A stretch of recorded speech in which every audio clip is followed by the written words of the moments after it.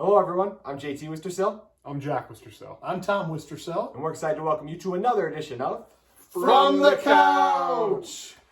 The NFL season just officially concluded with an unbelievable Super Bowl, only topped by the halftime show in some people's opinion. It was wonderful. But it was a great game, ending 23-20 in an instant classic, with the Rams completing the late drive with Aaron Donald then getting the big, it won't go down as a strip sack, it was almost a strip sack, forcing the incompletion on fourth down to officially secure a win. It was a great game. Jack, what was your biggest takeaway? My biggest takeaway was Odell Beckham Jr. You know, yes, it's not a much talked about takeaway, but the first drive, Odell isn't much talked about? No, because people don't think that had something to do big with the game, but I think it did. He helped out their offense so much to start. They were really locking up on Cooper Kupp. They found him for a touchdown, got him a bunch of yards early. He gets hurt, and in the third quarter, we watched the Rams offense. Their offense just collapses. Besides Cooper Kupp, they have no one else to pass the ball to because the one guy, I don't even know his last name still, can't catch, he couldn't really catch. He was struggling. They couldn't run the ball at all tonight. So him getting hurt really hurt a lot. And then also, it's just it was nice to see him win it all after all he went through in Cleveland. And just shows that, the Browns are going to Brown. That's my favorite part about it because it's not the players, it's just the organization, But OBJ, I think, was one of the biggest takeaways from the game and the way that hurt their offense. All right. I like how you spun it enough to work. Dad, what's your biggest takeaway? So I wasn't surprised the Rams won. I thought they would win. I was surprised at how well the Bengals defense stopped the run on the Rams. The Rams offense, I thought, was started out hot, and then, as Jack said, was awful for 2.5 quarters, and came alive enough to win the game. And it looked like Stafford. Whether McVay was telling him or Stafford just like, all right, I'm just throwing it to Cooper Kupp. Just you get open, I'm gonna throw it. And it was great to see Cooper Kupp make the plays. And great for a Big Sky player to get MVP. How cool is that? But it's also, you got to feel for Joe Burrow. 7 sacks in the game.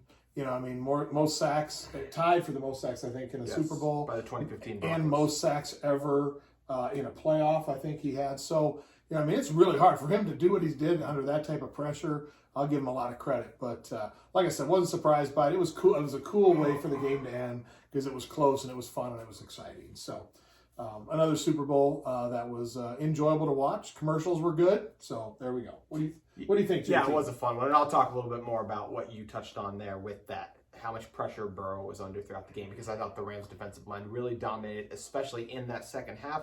They won on 86% of their pass rushes. That's the highest win rate in a single game this NFL season. So wow. Bengals' offensive line couldn't have picked much of a worse time, but it was more so just based on matchup. Von Miller had 2 sacks in this game. Fun fact about him, he's now up to 4.5 in the Super Bowl, so that ties him for the most all time with Charles Haley as well. So really well done by him. Aaron Donald was incredible. Just late. And I thought they did a really good job, Raheem Morris and the rest of the Rams staff, moving him around so that he could be more effective, rushing 5 so they couldn't double him. And he just really balled out in this game. A lot of fun to watch. Leonard Floyd was also really good. So really fun to watch the Rams defensive line get after it. And I will shout out just one guy on the opposite side of the trenches in Andrew Whitworth, the NFL's Man of the Year. He gave up the early sack to Trey Hendricks, but he ran into Cam Akers, so it wasn't really even on him. And then the rest of the game, Trey Hendricks has been great all year. You didn't even hear his name called. Whitworth was phenomenal in what I expect to be his final game of the season. So just a great win. Another thing we can touch on actually was the referees tonight. Really let them play. Yes. But it made it a lot more fun to watch, I felt like. And even though there was 2 huge missed calls, it was a good thing they went both ways, right? Totally so they even added to them more. Yes. I thought it was a great referee game, honestly, overall. Yep, I think so too. Definitely. Last thing we're going to do with the Super Bowl is post-Super Bowl, actually. So I'm going to give you guys a couple players from the Rams, and you're going to tell me if you think they're going to walk away from football or run it back next season. The first one, let's start out with the reason I came up with this. Aaron Donald. Is Aaron Donald going to play football next year? Yes. Yes, he will as well. He loves the game too much. I think he loves the game, but I think he loves his family a little bit more. I really sadly say I think he's going to walk away. Next up, Von Miller. He's retired. Retired? He'll be retired by midnight Pacific tonight. Okay. Let's see how that goes. I would say Von Miller's retired, but someone's going to pay him more money than they should, and he'll come back. That's a good point. I think Von Miller will run it back as well. How about Odell? Odell will come back because he'll want to stay with the Rams. They're going to treat him good. They'll keep throwing him the ball. It's an easy way for him to play. He made over $4 million this year with the Rams with the win bonuses going along. So he'll be back. Odell will want to come back with the Rams, but he'll be very disappointed because I don't think he's going to be offered much money with how injury prone he is. Yeah, I think the injury will really hurt his value, but I also agree he runs it back. Sean McVay. He's 36, 37 years 37? old. You can't retire. He's too young. He'll stay. He'll coach. It's in his blood. What else is he going to do all day long? The average lifespan of a male in the U.S. is around 75 to 76 years old. That's 40 years of Sean McVay having vacation. That's too long. He's going to come back to coaching football. It's the same reason I said Aaron Donald's going to retire. I don't like the reports and the news coming out around it. I think McVay is going to walk away, take a television job. There's rumors about him wanting to start a family and being committed to it. I surprisingly think he walks away as well, mostly because of the noise surrounding it. So it'll be interesting to see. And last one, really quick, Matthew Stafford. Matthew Stafford's coming back. Matt Stafford's 100% coming back because he's going to be thinking they can get 2 in a row. I think if McVay walks away, he considers it. But in the end, I agree. He will come back. All right, so congratulations to the Rams on winning the Super Bowl. But there was another big thing in the sports world going on. 2023 Super Bowl champs right here. There we go. Put it down right now and come back to this video next year.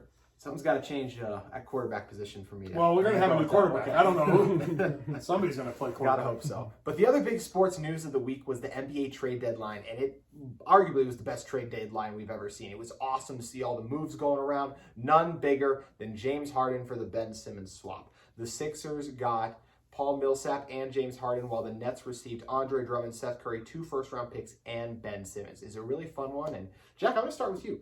Who won the trade? Honestly, who I believe won the trade was the Sixers. I think this gets them to the conference championship. And they might play the Nets. And I think they beat the Nets because the Nets have a lot of good pieces that I just don't see working together. Kyrie Irving's only playing half the games they play. Kevin Durant is not a leader. He just wants to score.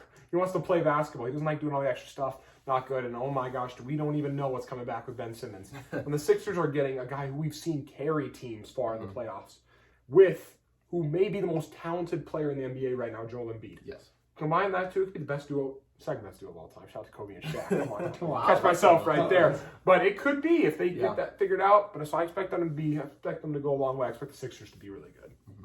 Dan, who won the trade? Not so fast, my friend. The Nets 100% won the trade. Ben Simmons is a great player. He's going to be in a great system that's going to play to his strengths. He's not going to have to carry the load. He's going to be a great piece that's going to average like 10, 10, and 10.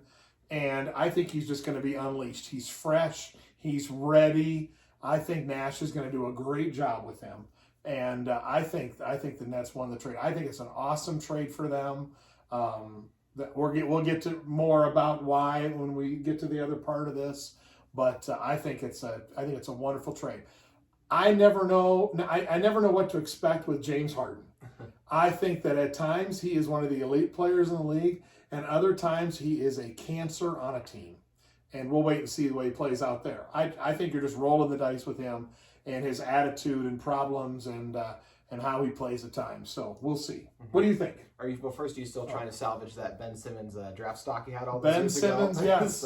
I've always been all in on Ben Simmons. I wish he was a Laker. Okay, it's such an interesting trade because in some ways I could see it as a win-win, but it's an interesting one for the Sixers because you give up a lot for a guy who was probably going to come and sign with you in the summer, but in the end, what if he stays, KD and then Kyrie get him to buy in, and then he re-signs with the Nets? So at the end of the day, the 76ers got the best player. This trade gives them a chance to win a championship this year, when previously I don't think they were at that level with just one star. So because of the Harden addition, I believe they win the trade because it improved their title chances greater. When Brooklyn's did maybe make them a little bit better, possibly, probably. I think it's tough to say. So I really believe in James Harden. I think he's going to buy in with this team. I think Paul Millsap is a very nice pickup as well. I will say the Nets defense should be helped out a little. Yes, it has been the worst in the league recently. A lot. So it's the part I didn't get to. Yeah. Okay, can I add on to this? Add on. Have we moved on to our next point yet? Yeah, go on to your next What's the next point? Where are we going from here? For the next one, we're going for the underrated moves. Well, why don't I go first? You want to go first? Okay, yes. Because Seth Curry going to the Nets is huge for them, okay? So let's talk about, because Joe Harris is out for a while, right? Yes. Is he done for the year? I don't think he's done for the year. But he's going to get healthy. So at some point on the court, KD, Kyrie, Patty Mills, Curry, and Simmons. Yeah. Okay? Pretty good. You're big. You're good defensively. You got some shooters and the best scorer in the NBA. So to me, that team is scary. And Seth Curry is a difference maker on that trade. Okay, because Ben Simmons, you're going to have to guard him when he has the ball, and if he puts it on the floor and goes, you can't leave KD, you can't leave Curry. So all of a sudden now Simmons is going in for layups. So I think that's a huge part of this trade that, I think will play out in the playoffs. I think they might play the Sixers in the playoffs. I'd love to see it. If they're healthy, I think the Nets win that, regardless of the Kyrie situation. So that's what I think. That's my part of the trade. Yeah, it'll be a lot of fun to see how it plays out. And I'll even sprinkle in, I think it's a lot of fun with Andre Drummond being Joel Embiid's understudy all year. I think he might be their best bet to guard him when that rolls around. So that'll be a lot of fun, especially because they have a little bit of testy history. That'll be fun to explore. What do you think on that? On my point, what do you think? I think that you're right. It's going to help the Nets having Seth Curry a lot. He's one of the best shooters in the league. That helps always. Having a guy like that replace Joe Harris. That'll be interesting. Right. For sure. What was your other favorite under the radar move of the trade deadline? It was an easy one for me. It's a trade where both teams kind of won, and I think it's Tyrese Haliburton's Sabonis trade. Okay. Now, a lot of people are like, the Kings gave away this great young point guard who's probably going to be an all-star later because we watch him play. He just makes teams better. He could start for the Pacers when they're in the league, but the Pacers have so many pieces to fill around him. When the Kings have a great duo from this trade, Sabonis and De'Aaron Fox is a great duo. The Kings finally found their big man. They've always got these good yards in the draft, and then Marvin Bagley didn't work. Yep. Harry Giles didn't work. It's just a lot of guys that just kind of fell through. So this duo is good. It may be propel them to play in. They still have a chance to play in. When the Pacers are probably, I don't think they're going to make the playoffs this year personally, but Tyrese Haliburton is going to be a great add-on for them in the future. So I like that trade a lot because it made both average teams better for next year. Just got to keep adding pieces. We can see them in the playoffs.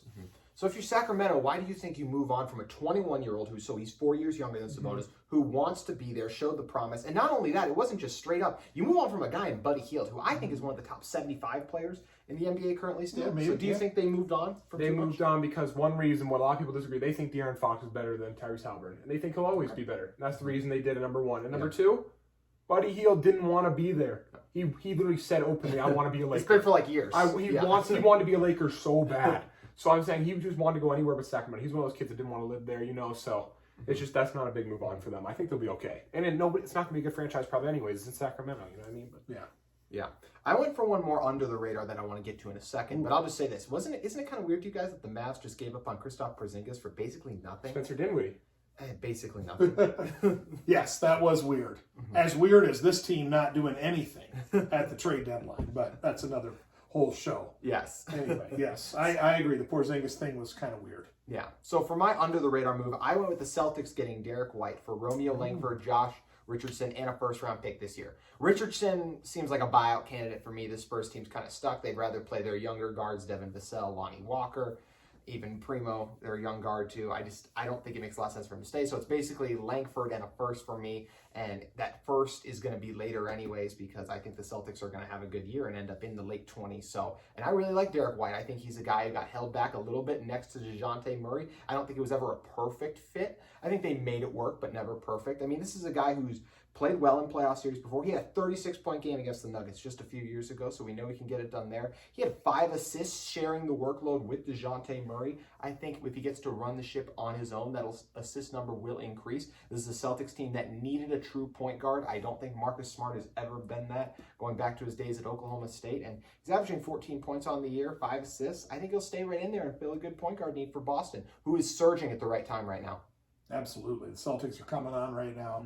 That'll be an interesting piece to add to the mix there. So we'll see on that. It's a great move, but in the end, it doesn't matter. This duo of Jaylen Brown, Jason Tatum is just not going to work. Yeah. So I'm sad that Jaylen Brown wasn't moved before the trade deadline. Even though I knew it was unlikely, I was hoping they would because Jason Tatum's a great player, Jaylen Brown's a great player.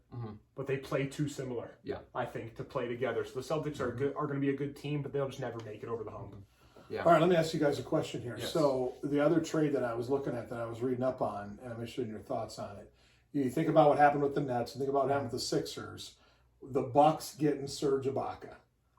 Do you think that? What type of impact does that have on the East? Do you think now? Jack, I'll let you go first. To be honest, I don't think it's going to change it much because I already think the Bucks are going to win the East anyways. They have the best player in the world. It's enough this LeBron KD thing. He's past everybody. He's bigger, stronger, faster than almost everyone in the league, Giannis. So I think that just makes him even better. But in the end, he might struggle to play with Brook Lopez, Bobby Portis.